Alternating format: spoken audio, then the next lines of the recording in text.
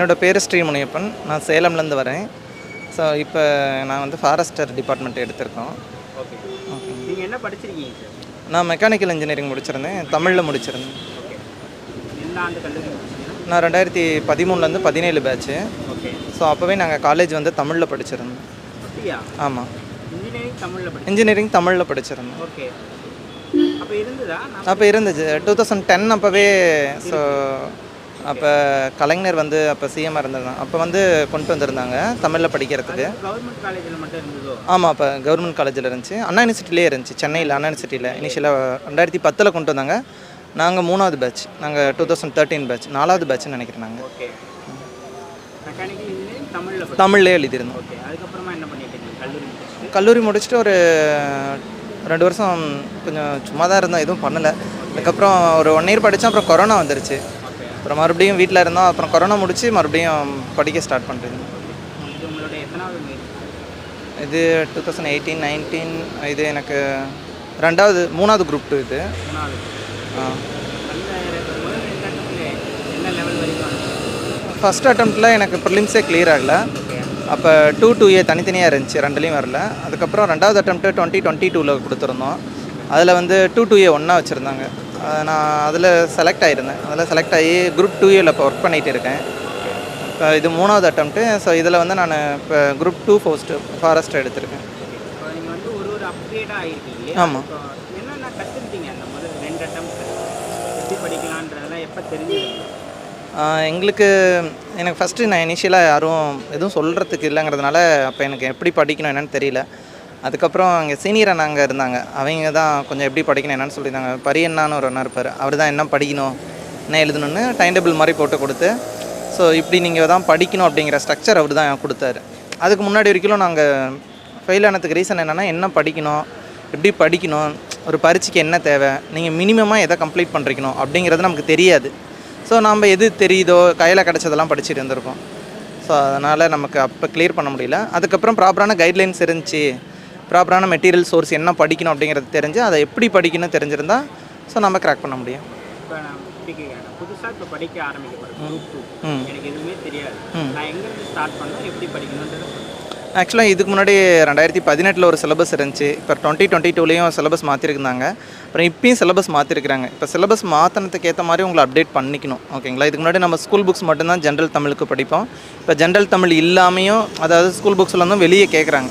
அதுக்கு தகுந்த மாதிரி நீங்கள் அப்டேட்டாக படிக்க ஆரம்பிச்சிடணும். ஸோ தமிழுக்கு ஸ்கூல் புக்ஸை மட்டும் நம்பி இருக்க முடியாது. ஸோ நீங்கள் குரூப் 4லேயே உங்களுக்கு இந்த கொஷின் பேப்பர் பார்த்தீங்களா தெரிஞ்சிருக்கும். ஸோ வெளியிலேருந்தும் நல்லா ப்ரிப்பேர் பண்ணுற மாதிரி இருந்துச்சு. ஸோ அதனால் வந்து குரூப் 2க்கும் உங்களுக்கு வெளியிலேருந்து தான் இருக்கும். ஸோ அதனால் கம்பல்சரி நீங்கள் ரொம்ப அப்கிரேடாக என்ன படிக்கணும் அப்படிங்கிறத ஸோ தெளிவாக ட்ராக் பண்ணி அதை ப்ராப்பராக படித்தா உங்களுக்கு ஈஸியாக இருக்கும். மேக்ஸ் வந்து நாங்கள் படிக்கிறப்ப இதுக்கு முன்னாடி ஆப்டிடியூட் மட்டும்தான் இருந்துச்சு. ஸோ அப்போ 25க்கு எல்லாருமே நல்லா படிக்கிற ஸ்டூடெண்ட்ஸ் மோஸ்ட்லி 23, 22 அந்த மாதிரி போட்டுருவாங்க. ஸோ அப்போ மேக்ஸ் வந்து ரொம்ப ரோல் ப்ளே பண்ணும். ஸோ இப்போ உங்களுக்கு வந்து மேக்ஸும் இருக்குது, ரீசனிங்கும் இருக்குது. ரெண்டுமே நீங்கள் படிக்கணும். ஓகேங்களா? மோஸ்ட்லி வந்து ஆப்டிடியூட் எல்லோரும் படிச்சிடுறாங்க மேக்ஸில். ஆனால் ரீசனிங் மட்டும் ப்ராப்பராக படிக்க முடியாது. ஸோ ரீசனிங் நீங்கள் நிறையா ஒர்க் அவுட் பண்ணணும். ஸோ மேக்ஸில் நீங்கள் ஒரு 23, 24 போட்டிங்களாவே உங்களுக்கு மார்க் வந்து நல்ல மார்க் கிடைக்கும், நல்ல ரேங்க் கிடைக்கும். ஓகே. இப்போ எல்லாரும் சொல்கிற கான்செப்ட் நான் புரிஞ்சுக்கிட்டது என்னன்னா, எல்லாருமே என்ன சொல்கிறாங்கன்னா லாங்குவேஜ் மேக்ஸு நல்லா படிச்சுங்க. ஜிஎஸ்ஐ எல்லாருமே என்ன சொல்கிறாங்க, ஒரு 2-3 யூனிட் இல்லை 4 யூனிட் அப்படி சொல்கிறாங்க. எல்லாத்தையுமே படிக்க வேண்டிய காலகட்டம் இப்போ வந்துச்சா? நம்ம எல்லாத்துக்குமே முக்கியத்துவம் கொடுத்து 3த்துக்குமே ஒரே அளவு முக்கியத்துவம் கொடுத்து படிக்க வேண்டிய காலகட்டத்தில் இருக்க மாட்டோம். இல்லை, இதுக்கு முன்னாடி நாங்கள் 2022 படித்தப்போ எங்களோட கான்செப்டே அதுதான். தமிழ் மேக்ஸ் மட்டும்தான் ரொம்ப பர்ஃபெக்டாக படிச்சிருந்தோம். ஏன் அப்படின்னா அதில் தான் உங்களால் ஃபுல் மார்க் எடுக்க முடியும். ஸோ தமிழ் மேக்ஸே 125 மார்க். அதனால் அதில் ஃபுல் மார்க் எடுக்கிறதுக்கு என்ன சான்ஸோ அதுதான். இப்போ நீங்கள் படிக்கும்போது ஜிஎஸ்ல எதுலேருந்து எவ்வளோ கொஸ்டின்ஸ் வரும் தெரியாது. இப்போ எதில் எவ்வளோ கொஸ்டின்ஸ் வரும்னு சொல்லியிருக்காங்க. இப்போ தமிழ் நமக்கு கடினமாக இருக்குது அப்படின்னும் போது நம்ம ஜிஎஸ்ஐயும் இன்னும். ஆமாம், நீங்கள் ஜிஎஸ்ஸை நோக்கி போயாகணும். ஏன்னா தமிழ் வந்து இப்போ ரொம்ப கஷ்டமாக கேட்டிருந்தாங்க. குரூப் 4ல் கூட மேக்ஸ் பரவாயில்ல இருந்துச்சு. ஆனால் ஜிஎஸ்ஸை கம்பேர் பண்ணுறப்ப தமிழ் தான் கஷ்டமாக இருந்துச்சு.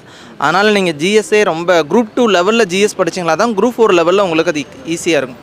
இதே குரூப் 2 எக்ஸாம் படிக்கிறீங்கன்னா குரூப் 1 லெவலில் நீங்கள் ஜிஎஸ் படிச்சிங்களா தான் குரூப் 2க்கு உங்களுக்கு எப்படி இருக்கும் அப்படின்னா ஈஸியாக இருக்கிற மாதிரி இருக்கும். இல்லைனா நம்ம ஒரு குறுகிய வட்டத்தில் படிக்கிறப்ப அதுலேருந்து வெளியே கொஷின் வரப்போ ரொம்ப பேனிக் ஆகிடும். நான் என்ன புரிஞ்சுக்கிட்டேன்னா எல்லாருமே அதான் சொல்கிறாங்க, மேக்ஸ் லாங்குவேஜ் நல்லா படிங்க ஜிஎஸ்ஸை வந்து ஓரளவுக்கு படிச்சுக்கீங்கன்ற கான்செப்ட் தான். இல்லை, ப்ரிலிம்ஸுக்கு அதுதான் கான்செப்ட். தமிழ் மேக்ஸ் 125ல் நீங்கள் 115, அதாவது 115 கொஷின் போட்டிங்களாவே நீங்கள் உள்ளே போயிடுவீங்க. ஸோ அதுக்கப்புறம் பாலிட்டி, யூனிட் 80, யூனிட் 9 ஐஎன்எம் இருந்துச்சு. இது வந்து நல்லா நீங்கள் ஸ்கோர் பண்ணக்கூடிய சப்ஜெக்ட். இதை 4 படிச்சிருந்தீங்களாவே அங்கே வந்து உங்களால் என்ன பண்ணிடனா ஒரு 30ல் ஒரு 25, 22 அந்த மாதிரிலாம் போட்டுடலாம். அப்போ வந்து இந்த தமிழ் மேக்ஸ் இந்த 4 சப்ஜெக்ட் படிச்சிருந்தாவே உங்களால் 150 கிராஸ் பண்ண முடியும். அப்படி 150 வந்துருச்சுனாவே நீங்கள் ப்ரிலிம்ஸ் கிராக் பண்ணிடலாம். ஓகேங்களா? கான்செப்ட் வந்து ப்ரிலிம்ஸுக்கு மட்டும்தான்.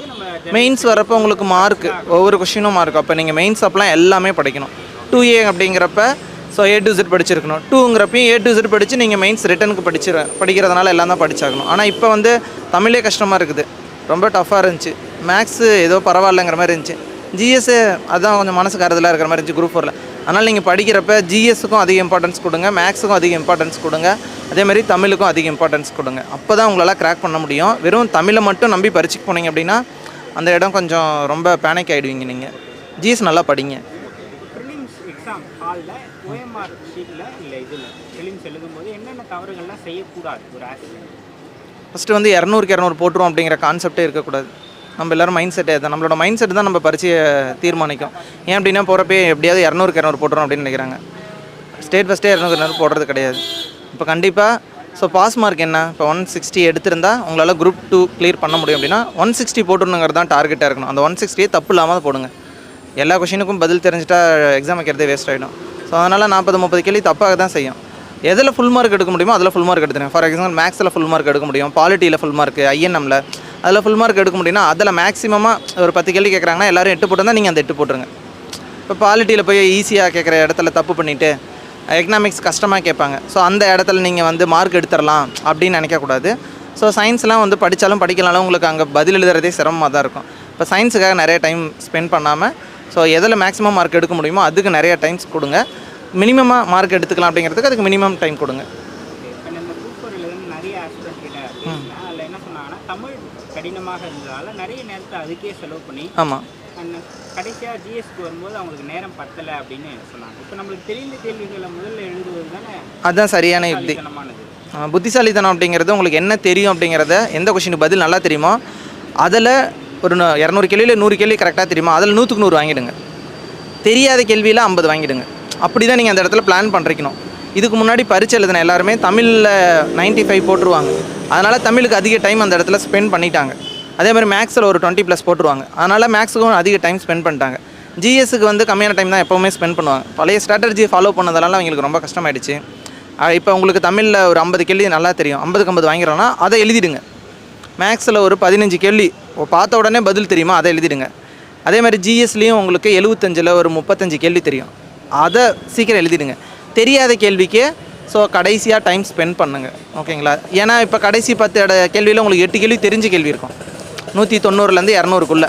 அங்கே போய் தெரிஞ்ச கேள்வி தப்பு பண்ணிங்களா உங்களுக்கு மார்க் போயிடும். மார்க் தான் தேவை. ஸோ அதனால் நீங்கள் தெரிஞ்ச கேள்வியில் ஃபுல் மார்க் எடுத்துருங்க, எந்த எக்ஸாமாக இருந்தாலும் சரி. இப்போ நீங்கள் ஒரு வேலையை பார்த்து கொண்டே படிப்பது எவ்வளோ கடினமாக இருந்ததா இல்லை எப்படி மேனேஜ் பண்ணீங்க? அது கொஞ்சம் கஷ்டமாக இருந்துச்சு. ஏன்னா நான் படித்து போஸ்டிங் வாங்கினப்போ ஒரு 2 மந்த்ஸ்லேயே ப்ரிலிம்ஸ் வந்துருச்சு. அதனால் நாங்கள் ஆல்ரெடி படித்ததை வச்சே ப்ரிலிம்ஸ் எழுதிற மாதிரி தான் இருந்துச்சு. கொஞ்சம் அதுக்கு ஈஸியாக ரிவிஷன் இருந்துச்சு. பட் மெயின்ஸ் அப்போ உங்களுக்கு டைம் பத்தாது. அதனால் கொஞ்சம் ப்ராக்டிஸ் பண்ணணும். அதனால் கொஞ்சம் தனியாக நாங்கள் லீவ் எடுத்துக்கிட்டோம், பர்மிஷன் கேட்டு லீவ் எடுத்து. ஸோ அந்த லீவ் டைமில் நாங்கள் படிச்சுக்கிட்டோம்.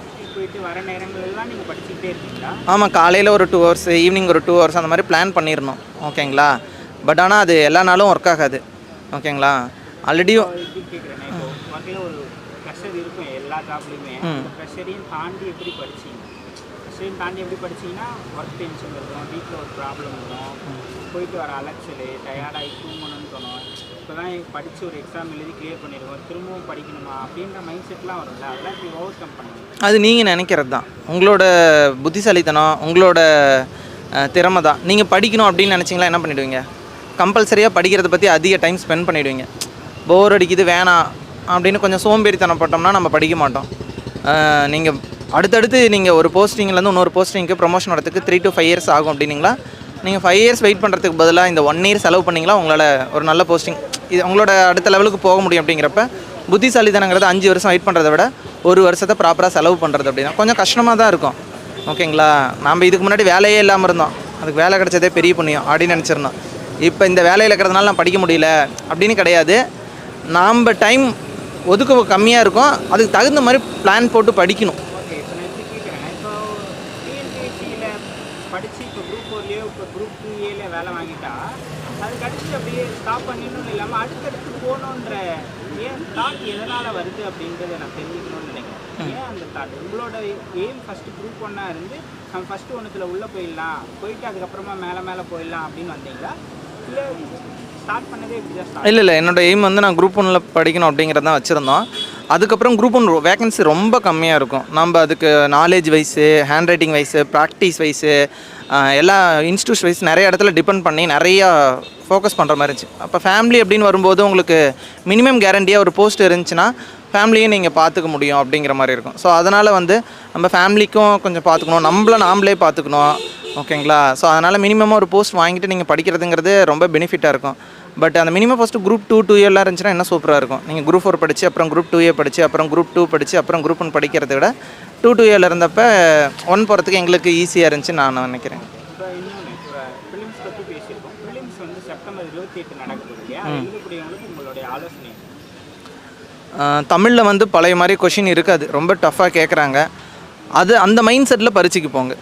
ஒரு 70 to 80 எடுத்தாவே நல்ல மார்க் தான். எல்லோரும் 70 எடுப்பாங்க அப்படின்னா நீங்கள் என்ன பண்ணுங்கள், நம்ம 80 எடுக்கலாம்னு நினைக்கலாம். அதே 70 நீங்கள் எடுத்துருங்க. ஓகே, எல்லோரும் இப்போ ஸ்டேட் ஃபஸ்ட்டே 70 தான் எடுப்பான். அப்போ என்ன பண்ணணும், நீங்கள் நம்மளும் அதே எடுத்து அந்த 70 நீங்கள் எடுத்துருங்க. எல்லோரும் 20 கேள்வி தப்பு பண்ணுறாங்கன்னா எல்லாருக்கும் தானே 20 மார்க் போக போகுது அப்படின்னு விட்டுருங்க. நீங்கள் நெகட்டிவாக யோசிக்கிறதுனாலையோ ரொம்ப குழப்பிக்கிறதுனாலையோ ரொம்ப ப்ரெஷர் போடுறதுனாலையோ நீங்கள் பாஸ் ஆக போகிறது கிடையாது. எல்லோரும் வேணாம் அப்படின்னு பயப்படுற இடத்துல ஏன் பயப்படுறாங்க, ஏன் வேணான்னு நினைக்கிறாங்க அப்படின்னு ஒரு செகண்ட் யோசிங்க. அப்படி யோசிங்களாவே உங்களுக்கு தெளிவான கிளாரிட்டி கிடைக்கும். இப்போ உங்களோட பிரச்சனை என்ன அப்படின்னா, என்ன படிக்கணும் அப்படின்னு தெரியல, எங்கே படிக்கணும் அப்படின்னு தெரியல, படித்தா பாஸ் ஆகுமான்னு தெரியல, இந்த மாதிரி நிறைய குழப்பங்கள் இருக்குது. அதனால தான் உங்களுக்கு ப்ரெஷர் பில்ட் ஆகுது. ஓகேங்களா? இப்போ குரூப் 4 எக்ஸாம் நடந்துச்சு, எப்படியும் 3000 பேருக்கு வேலை கொடுக்க தானே போகிறாங்க. இந்த 3000 பேரில் நம்ம ஒருத்தர் இருந்தால் போதும். அப்படி யோசிங்க. அதே மாதிரி தான் குரூப் 2ல் 600 மேபி வேகன்சி இன்க்ரீஸ் பண்ணால் ஒரு 1000 வரலான்னு வச்சுக்கோங்களேன். அந்த 1000ல் நம்ம ஒருத்தராக இருந்தால் போதும். இப்போதைக்கு அதை யோசிங்க போதும், ரொம்ப பெருசாக யோசிக்காதீங்க. சிம்பிளாக 1000ல் ஒரு மெம்பராக இருக்கணும். அதுக்கு கான்செப்ட் என்ன, இப்போ மேக்ஸ் நல்லா படிக்கணுமா, மேக்ஸில் ஃபுல் மார்க் எடுங்க. ஜிஎஸ் நல்லா படிக்கணுமா, குரூப் 2 லெவலில் படிக்காத, குரூப் 1 லெவலில் படி. ஓகேங்களா? நிறைய விஷயம் தெரிஞ்சுக்கோங்க. ஃப்ரெண்ட்ஸ் கூட ரெண்டு ஃப்ரெண்ட்ஸ் இருந்தால் போதும். டெய்லியும் நிறைய விஷயம் ஒரு 1/2 hour 1 hour உட்காந்து டிஸ்கஷன் பண்ணுங்கள். தெரியாத நிறைய விஷயத்த கற்றுக்கோங்க. நிறைய நோட்ஸ் மேக் பண்ணுங்கள். ஓகேங்களா? தமிழ் கஷ்டமாக இருக்குதா, பிரச்சனை இல்லை. எல்லாராலையும் 70 தான் போட முடியுமா, நீங்கள் 70 போட்டுருங்க.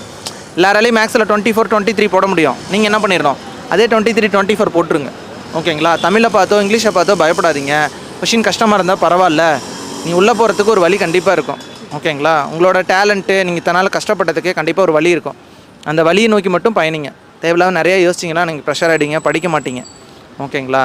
படித்ததை வச்சு நல்லா பர்ஃபார்ம் பண்ண முடியும். ரிவிஷன் நல்லா பண்ணுங்கள். ஓகேங்களா? ஜிஎஸ்ஸுக்கு நிறையா டைம் கொடுங்க. ஏன்னா இப்போ உங்களுக்கு தமிழில் வரதை விட ஜிஎஸ்ஸும் ஈக்குவலாக இப்போ வர மாதிரி இருக்குது. தமிழில் வாங்குற மார்க்கு, ஜிஎஸ்சில் வாங்குற மார்க், இந்த 100 அந்த 100 காம்படிட் பண்ணுற மாதிரி தான் இருக்குது. ஸோ அதனால் நீங்கள் ஜிஎஸும் நல்லா படிங்க, மேக்ஸும் நல்லா படிங்க.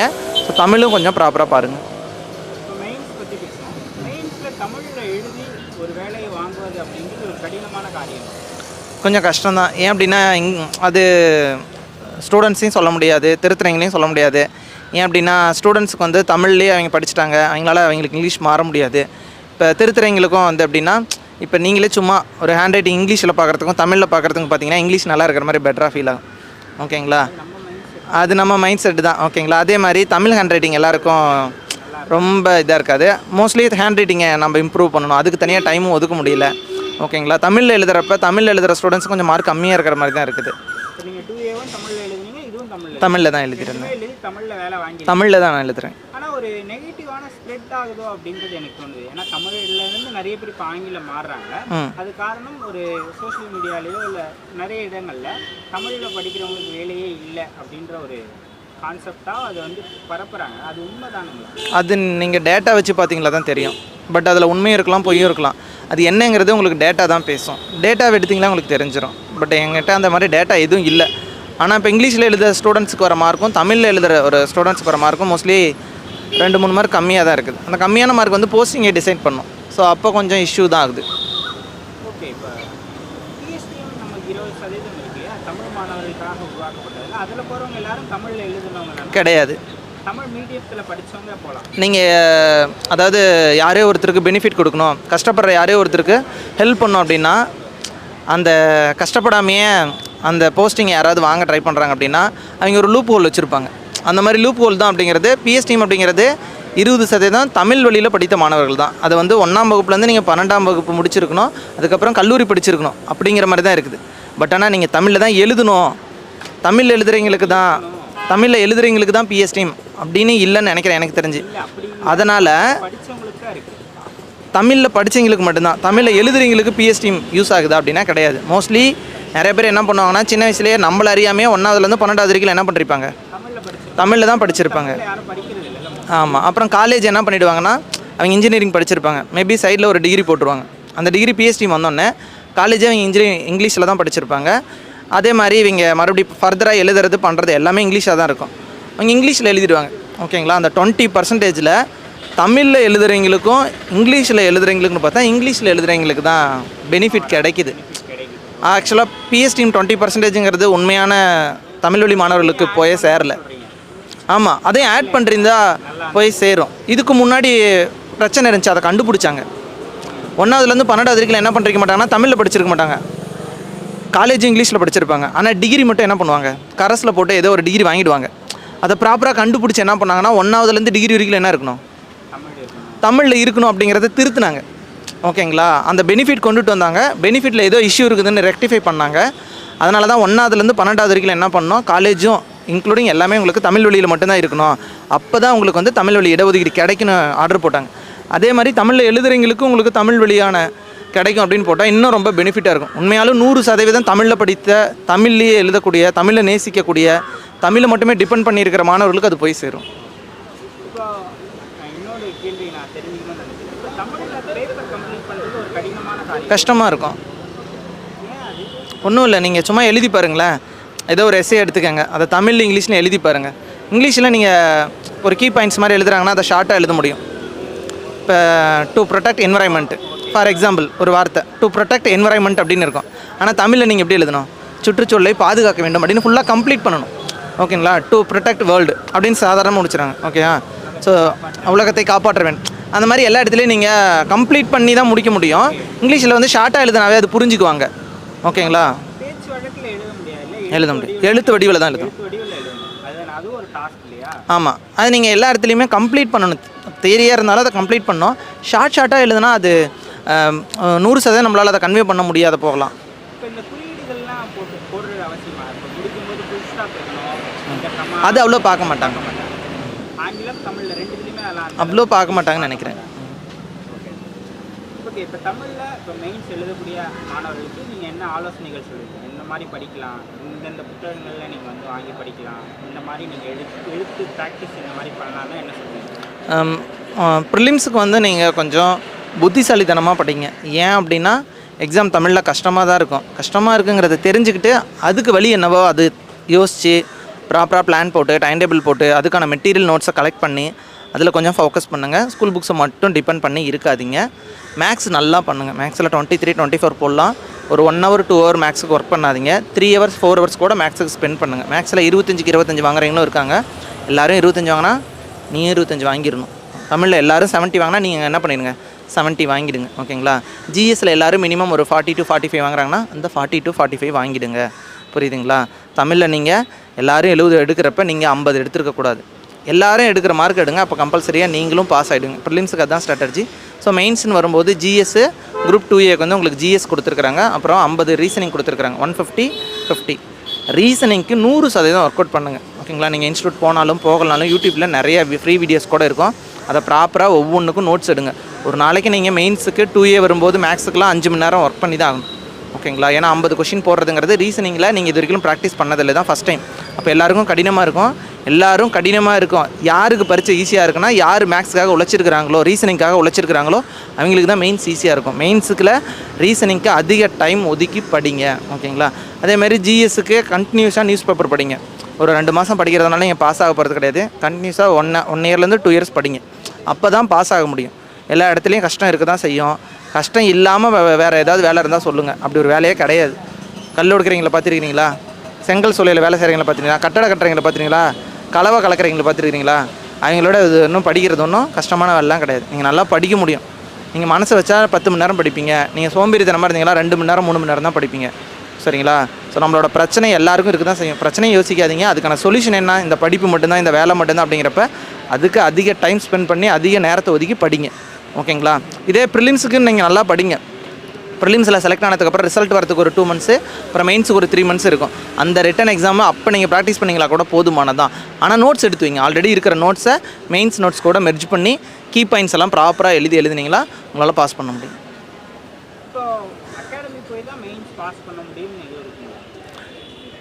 அகாடமி போய் தான் ஆகணுங்கிற கட்டாயம் இருக்குது. அகாடமி போகாமல் பாஸ் ஆகிறீங்க 10ல் ஒருத்தராக இருக்காங்க, போனவங்களில் 10ல் 5 பேராக இருக்காங்க. ஓகேங்களா? ஏன் அப்படின்னா ப்ராக்டிஸ், டிசிப்ளின் தான். நாம் ப்ராப்பராக படிக்கணும், நோட்ஸ் எடுக்கணும், மெட்டீரியல் இது பண்ணணும், ஹேண்ட் ரைட்டிங் ப்ராக்டிஸ் பண்ணணும். கை வலிச்சாலும் 3 மணி நேரம் எழுதணும். நம்ம கை வலிச்சா என்ன பண்ணுவோம்? போதும் ½ ஹவரில் நிறுத்திடும், அதான் கை வலிக்குது இல்லை இன்ஜுரி அப்படின்னு என்ன, அப்படிலாம் நிற்கக்கூடாது. ஆனால் நீங்கள் ஒரு டிசிப்ளினாக எந்த இடத்துல இருக்கீங்களோ அதுதான். ஓகேங்களா? ஒரு இன்ஸ்டியூட் போனீங்களா 3 மணி நேரம் டெஸ்ட் வைக்கலாம், நீங்கள் 3 மணி நேரம் எழுதி தான் ஆகணும். 3 மணி நேரம் கிளாஸ் வைக்கிறாங்களா, படிக்கலாலும் 3 மணி நேரம் கிளாஸை கவனிச்சு தான் ஆகணும். அந்த டெஸ்ட்டை கட் பண்ணிவிட்டு கிளாஸையும் கட் பண்ணுறீங்க, பாஸ் ஆக போகிறது கிடையாது. ஆனால் அந்த டெஸ்ட்டையும் கிளாஸையும் ப்ராப்பராக ஃபாலோ பண்ணீங்க. ஸோ அவங்களுக்கு மற்றவங்களோட 1 மார்க் சேர்ந்து வந்தால் கூட அந்த 1 மார்க் அப்படிங்கிறது போஸ்டிங்கில் உங்களுக்கு ரெஃப்ளெக்ட் ஆகும். இல்லை நீங்கள் வீட்லேயே ரொம்ப டிசிப்ளினாக படிக்க முடியும் அப்படின்னா நிறையா இலவசமாக ஏபிஜே அப்துல் கலாம் இன்ஸ்டியூட் கூட இருக்கும். ஓகேங்களா? அது டெலகிராமில் இருக்கும். ஆமாம், அங்கே இப்போ குரூப் 1 மெயின்ஸுக்கு டெஸ்ட் பேட்ச் போயிட்டு இருக்குது, குரூப் 2க்கு ப்ரிலிம்ஸ் பேட்ச் போயிட்டு இருக்குது. நிறைய ஹெல்ப் பண்ணுறாங்க. ஓகேங்களா? நீங்கள் யாருன்னே தெரியாது, ஆனால் அவங்க உங்களுக்காக வேலை செஞ்சுருக்கிறாங்க, உங்களுக்காக உழைக்கிறாங்க. நிறையா ஆல்ரெடி பாஸ் பண்ணவங்க தான் சப்போர்ட் பண்ணுறாங்க. அது ஆக்சுவலாக கிராமப்புறத்தில் கஷ்டப்படுற மாணவர்களுக்காக உருவாக்கப்பட்டது. அதை இன்ஸ்டியூட்டாக ரன் பண்ணால் பெரிய இன்ஸ்டியூட் ஆகிடும். ஓகேங்களா? ஆனால் அவங்க போஸ்டர்லலாம் உங்களுக்கு கொரியர் அனுப்பி திருத்தி கொடுத்து நிறைய ஹெல்ப் பண்ணுறாங்க. ஸோ அதனால் அது ரொம்ப பெனிஃபிட்டாக இருக்கும். அதை நீங்கள் ட்ரை பண்ணுங்கள். அப்புறம் கவர்மெண்ட்லேயே உங்களுக்கு AIMTN இருக்குது. ஸோ AIMTNலேயும் இது பண்ணுறாங்க. ஸோ அதுவும் ஹெல்ப் பண்ணும், அதுலேயும் ஃபாலோ பண்ணுங்கள். இந்த மூமெண்ட் எப்படி இருக்குன்னா வாங்கினது ஆர்டர் வாங்கினது ரொம்ப சந்தோஷமாக இருக்குது. அப்பா அம்மாலாம் கூட்டிகிட்டு வரணும்னு நினச்சா அவங்களால வர முடியல.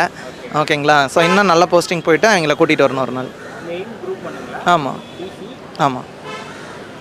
திரும்ப டிசியாக இன்டர்வியூ எடுக்கிறேன். தேங்க்யூ. நன்றி. தேங்க்யூங்க சார்.